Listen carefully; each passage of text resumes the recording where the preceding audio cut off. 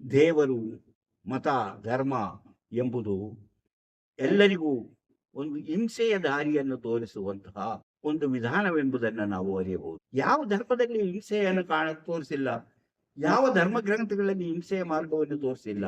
ಮಹಾಭಾರತ ತೆಗೆದುಕೊಳ್ಳಿ, ಶ್ರೀಕೃಷ್ಣನೇ ತೆಗೆದುಕೊಳ್ಳಿ, ಅಲ್ಲೂ ಸಹ ಯುದ್ಧಗಳು ನಡೆಯುತ್ತೆ. ಕುರುಕ್ಷೇತ್ರ ಯುದ್ಧ ನಡೆದು ಎಷ್ಟೋ ಜನರು ಪ್ರಾಣ ಕಳೆದರು. ರಾಮಾಯಣವನ್ನು ನೋಡಿ, ರಾವಣನೊಂದಿಗಿನ ಯುದ್ಧದಲ್ಲಿ ಎಷ್ಟೋ ಜನರು ಪ್ರಾಣ ಕಳೆದರು.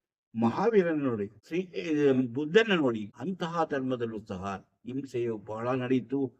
ಅಶೋಕ ಚಕ್ರವರ್ತಿ ಯುದ್ಧ ಮಾಡಿ ಕಳಿಂಗ ಯುದ್ಧದಲ್ಲಿ ಇದನ್ನೆಲ್ಲವನ್ನು ನೋಡಿದ ಮೇಲೆ ಅವರು ಬೌದ್ಧ ಧರ್ಮವನ್ನು ಸ್ವೀಕರಿಸಿ ಅದರ ಬಗ್ಗೆ ಪ್ರಚಾರ ಮಾಡಿದರು. ಅದೇ ರೀತಿ ಕ್ರಿಶ್ಚಿಯನ್ ಯೇಸು ಕ್ರಿಸ್ತ ನೋಡಿ, ಯೇಸು ಕ್ರಿಸ್ತನ ಶಿಲುಬೆಗೆ ಏರಿಸಿ ಹತ್ಯೆ ಮಾಡಿದರು. ಹಾಗೆ ನೋಡಿ, ಧರ್ಮದಲ್ಲಿ ಎಷ್ಟೋ ಯುದ್ಧಗಳು ನಡೆಯಿತು, ಎಷ್ಟೋ ಅನಾಚಾರಗಳು ನಡೆಯಿತು.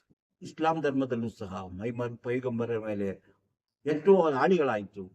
ಎಲ್ಲೆಲ್ಲೂ ನೋಡಿದ್ರು ಈ ಧರ್ಮ ದೇವರಿಂದಾಗಿ ನಡೆಯುತ್ತಿರುವುದೆಲ್ಲವೂ ಯುದ್ಧ. ಇನ್ನು ಶಿವನಾಗಲಿ ಅಲ್ಲೂ ಸಹ ಯುದ್ಧಗಳು ಎಲ್ಲವೂ ನಡೆಯುತ್ತದೆ. ಇಂತಹ ಯುದ್ಧಗಳು ಮನುಷ್ಯನ ಮನಸ್ಸಿನಲ್ಲಿ ಒಂದು ನೋವಾಗಿ ಕಾಡಬಹುದೇ ಹೊರತು, ಆದರೂ ದೇವರು ದಿಂಡರು ಎಂಬ ನಂಬಿಕೆ ಪ್ರತಿಯೊಬ್ಬನಲ್ಲೂ ಇರುತ್ತೆ. ಇಂತಹ ನಂಬಿಕೆಗಳು ಏನಾಗುತ್ತದೆ, ಜನರನ್ನ ವೈಜ್ಞಾನಿಕವಾದ ರೀತಿಯಲ್ಲಿ ಚಿಂತನೆ ಮಾಡುವುದನ್ನ ತಪ್ಪಿಸುತ್ತದೆ. ಜನರ ಹಣ ಹೆಚ್ಚಾಗಿ ಖರ್ಚು ಮಾಡುವ ದಾರಿಯನ್ನು ತೋರಿಸುತ್ತದೆ. ಜನರ ಅಭಿವೃದ್ಧಿಯನ್ನು ತಡೆಯುತ್ತದೆ. ಜನರಿಗೆ ದುಡಿಮೆಯನ್ನ ಕಡಿಮೆ ಮಾಡುತ್ತದೆ. ಇದೆಲ್ಲವೂ ಆಡಳಿತ ನಡೆಸುವಂತಹ, ಆಡಳಿತದಲ್ಲಿ ಯಾರಿರ್ತಾರೋ ಅವರ ವಶದಲ್ಲಿರುವಂತಹ, ಅವರ ಹೇಳಿದಂತೆ ಕೇಳಬೇಕು, ಆ ಪ್ರದೇಶದ ಜನರಲ್ಲೂ ತನ್ನ ಮಾತಿನಿಂದ ನಡೆಯಬೇಕು ಎಂಬಂತಹ ರೀತಿಯಲ್ಲಿ ಹಿಂದಿನ ಕಾಲದಿಂದಲೂ ರಾಜರು ಅವರು, ಅದರ ಜೊತೆ ಇದ್ದ ಪುರೋಹಿತಶಾಹಿಗಳು ಇಂತಹ ಒಂದು ನಂಬಿಕೆಯನ್ನ, ಆಚಾರ ವಿಚಾರಗಳನ್ನ ಜನರಲ್ಲಿ ಬೆಳೆಸುತ್ತಾ ಬಂದರು. ಜನರು ಅದನ್ನು ಪಾಲಿಸುತ್ತಾ ಬಂದಿದ್ದರು. ಇಂತಹ ಕಾರಣಗಳಿಂದಾಗಿ, ಇಂತಹ ವಿಷಯಗಳಿಂದಾಗಿ ನಾವಿಂದು ಮೂಢನಂಬಿಕೆಯೊಳಗೆ ಸಿಕ್ಕಿ ಹಾಕಿಕೊಂಡು ಮೂಢರಂತೆ ಮಂತ್ರ ಮಾಟ ಎಂಬಂತಹ ವಿಚಾರಗಳವರೆಗೂ ನಾವು ಹೋಗುತ್ತಿದ್ದೇವೆ. ಆದರೆ ವೈಜ್ಞಾನಿಕವಾದ ರೀತಿಯಲ್ಲಿ ಯೋಚನೆ ಮಾಡಲು ಯಾರೂ ಸಿದ್ಧರಿಲ್ಲ.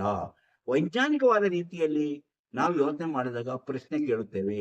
ಆ ಪ್ರಶ್ನೆಯನ್ನು ಎದುರಿಸುವಂತಹ ಶಕ್ತಿ ಇಲ್ಲದಿದ್ದವರು ಇಂಥದ್ದುಗಳಿಗೆ ಮತ್ತಷ್ಟು ಪ್ರೋತ್ಸಾಹ ಕೊಡುತ್ತಾರೆ. ನಮ್ಮ ಜನರು ಪ್ರಶ್ನೆ ಮಾಡುವಂತಹ ಶಕ್ತಿಯನ್ನು ಕಳೆದುಕೊಳ್ಳಬೇಕು. ಅದಕ್ಕೆ ಧರ್ಮ, ಜಾತಿ ಎಂಬಂತಹ ವ್ಯವಸ್ಥೆಯೊಳಗೆ ಅವರನ್ನು ಮುಳುಗಿಸಿಟ್ಟು ಅವರು ಅದರಿಂದ ಹೊರಬರದಂತೆ ತಡೆಯುವುದೇ ಇಂತಹ ಅಧಿಕಾರಸ್ಥರ ಮತ್ತು ಪುರೋಹಿತ ಶಾಹಿಗಳ ಮುಖ್ಯ ಕೆಲಸವಾಗಿದೆ. ಆದುದರಿಂದ ಇದು ಒಂದೇ ಧರ್ಮದಲ್ಲ, ಎಲ್ಲಾ ಧರ್ಮ ನೋಡುವುದು, ಕ್ರಿಶ್ಚಿಯನ್ ಧರ್ಮ ನೋಡುವುದು ಅಥವಾ ಇಸ್ಲಾಂ ಧರ್ಮ ನೋಡುವುದು, ಹಿಂದೂ ಧರ್ಮ ನೋಡುವುದು, ಯಾವುದೇ ಧರ್ಮದಲ್ಲೂ ಇದ್ದರೂ ಸಹ ಇಂತಹ ವ್ಯವಸ್ಥೆ ಮೊದಲಿಂದ ಆಡುತ್ತಾ ಬರುತ್ತದೆ. ಪುರೋಹಿತ ಶಾಹಿಗಳ ಕೈಯಲ್ಲಿ ಸಿಕ್ಕಂತಹ ಈ ವ್ಯವಸ್ಥೆ ಈಗಲೂ ಸಹ ಜನರ ದಬ್ಬಾಳಿಕೆಯಲ್ಲಿ ಬದುಕುವಂತಹ, ಪ್ರಶ್ನೆ ಕೇಳದಂತಹ ಸ್ಥಿತಿಗೆ ತಂದಿಟ್ಟಿರುವುದರಿಂದ ಈಗಲೂ ಜನರು ಅವರು ಹೇಳುವಂತಹ ರೀತಿಯಲ್ಲಿ, ಅವರು ಹೇಳ ಧರ್ಮ ಹಾಳಾಗುತ್ತಿದೆ, ಧರ್ಮ ಹಾಳಾಗುವ ಅಪಾಯದಲ್ಲಿದೆ ಎಂಬಂತಹ ಸ್ಥಿತಿಯನ್ನ ಅವರು ಜನರ ಮನಸ್ಸಿಗೆ ತುಂಬಿ ಅದನ್ನು ರಕ್ಷಿಸುವಂತಹ ಕರ್ತವ್ಯ ನಮ್ಮ ಮೇಲಿದೆ ಎಂಬಂತೆ ಜಗಳ ಮಾಡಿಸುವುದು, ಹೊಡೆದಾಡಿಸುವುದು, ತಮ್ಮ ಅಧಿಕಾರವನ್ನು ಉಳಿಸಿಕೊಳ್ಳಲು ಇಂತಹ ಪ್ರಯೋಗಗಳನ್ನು ಮಾಡುತ್ತಾ ಬಂದಿದ್ದಾರೆ. ಇದು ಸಹ ಹಲವು ರೀತಿಯ ಸಮಸ್ಯೆಗಳಿಗೆ ಕಾರಣವಾಗುತ್ತಿದೆ.